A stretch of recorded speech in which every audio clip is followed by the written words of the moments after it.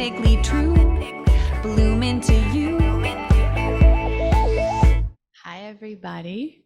Jamie Wozni here. I am a modern day priestess and seer of the divine. And I am here to serve those of you who feel dishonored in your authentic expression of your truth. To learn to love yourself and honor yourself, to learn to come back into balance with your feminine energy, and to learn to connect to source as your source so that you can live a life of bright, shiny fullness, ease, abundance, and be the truest, authentic, divine gift and expression of love and light that you came here to be. So if that sounds like you, let's have some fun today. As promised, I said I would share with you in one of these last videos in the series, in the Priestess series, a magical phrase that changed my life. And that magical phrase is, what do you need? When directed towards yourself. What do you need? I just ran a course last night, and this was our topic, ironically, where most of us aren't taught. It is okay, it is welcome, it is safe to honor our truth. And within the umbrella of truth, we have needs, we have wants, we have desires, we have boundaries, yeses and nos, right? We have an authentic soul essence to be believed in and expressed into the world. So the version of truth we are talking about today is needs. As human beings, we have them. We can get on this spiritual path and think, well, I should transcend that, and it's all just subjective anyway. Some people go on that path that didn't work for me, made me feel real bad, right? So what I've seen and what I've learned from other beautiful healers in the community is that it's natural, it's normal for us to have them. When we have trauma and pain, we put our needs on the back burner. Like, I guess I have to become needless and wantless, move into a codependent pattern, move into pleasing other so that I am safe, worthy, deserving, et cetera, et cetera. So the journey home to being you is to start to see my worst fear is that I will abandon myself. And I am afraid of others abandoning me because it's reflecting back my fear of abandoning me. So you can slowly begin by just getting to know what your needs are. So if you feel resentful, if you feel frustrated, if you feel angry a lot, even if you feel anxious, those are clues that there's this little kid inside that's pissed or scared because they're not being heard. They're not getting something within met. So using life as a clue, hey, I really want these things, or I'm really unhappy, or I'm really sad or depressed, or I'm really anxious, or I'm really angry. Maybe it's for a different reason, but it can't hurt me to sit down with a notepad and just say, is there something I need right now? And if I were a 5-year-old kid and I were feeling this anxious or angry or resentful, and maybe I'm asking a little kid, what do you need? Could maybe I hear it that way? Like I superimpose myself on a 5-year-old. It's a little Jamie's or something you need, right? It could be anything on any level, spiritually, physically, emotionally, energetically. I need to slow down. I need to slow down my talking. I need to drink more water. I need more sleep. I need connection with a friend. I need to stop working. I need to work a little more. I need to try. I need to put forth some effort. Your ability to be open-minded, to have no idea what the need could be, but to be open to listening deeper than the mind. So needs come as an image that pops into the head, as a sense of something, as a nudge, as a thought that's peaceful, as a sensation in the body. I've shared this story before. I was with a couple friends and I felt this tingling in my chest as I started to tune more into my body. And I was like, oh, needs can come in the form of sensation that are nonverbal. Oh, I need to feel connected to somebody, to feel love. And for me, tuning into that, I was like, I think I just need to hug someone right now. So I asked my friends, is it okay to hug you? Sure.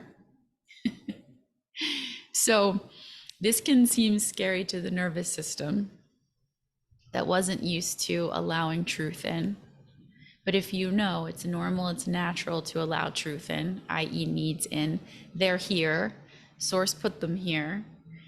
If they're here, there's also someone in the quantum field of life that can meet them. Maybe it's source, maybe it's you, maybe it's a friend, right? But if you hold true to it, if you honor it, you begin with me here now, I'm worthy and deserving of listening to my needs, honoring my needs, expressing my needs, getting to know my needs. And there are people that can meet me there. Now, it may be a little hairy at first because people around you haven't been used to you speaking up and saying, hey, I need this. But when you're expressing a need, you don't have to control others around you.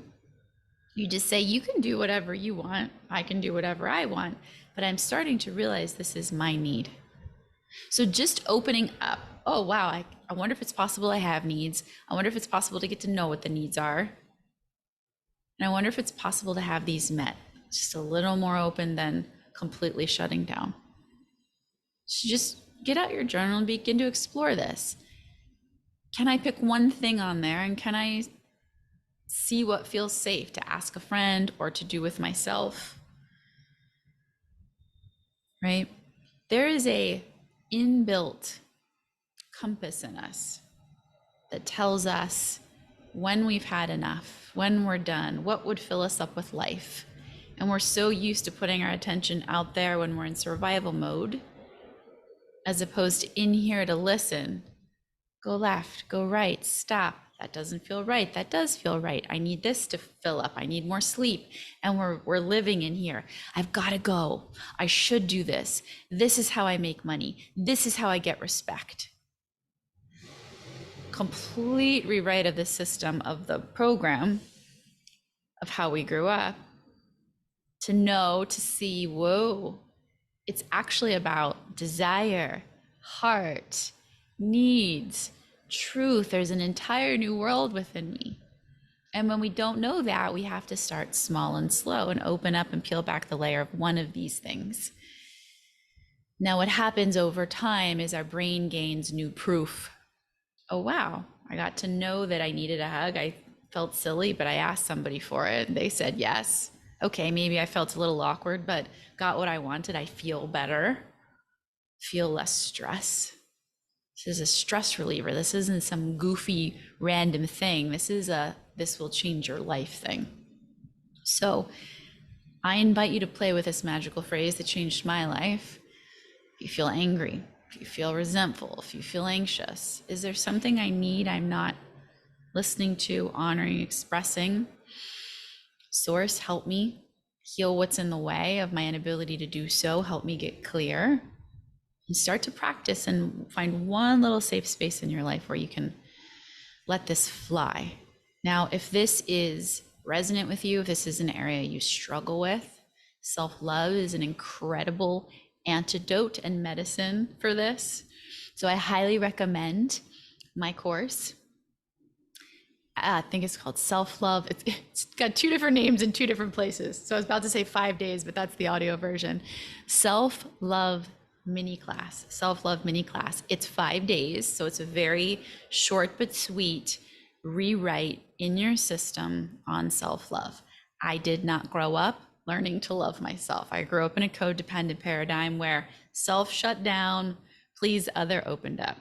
Okay, so if you want a short and sweet rewrite on how do we move from codependent to interdependent, how is self-love not selfish and the most beautiful offering you can give to the world, and you want these teachings to activate and awaken something new in you, comes with journaling, meditation, and healings and activation just in the conversation itself.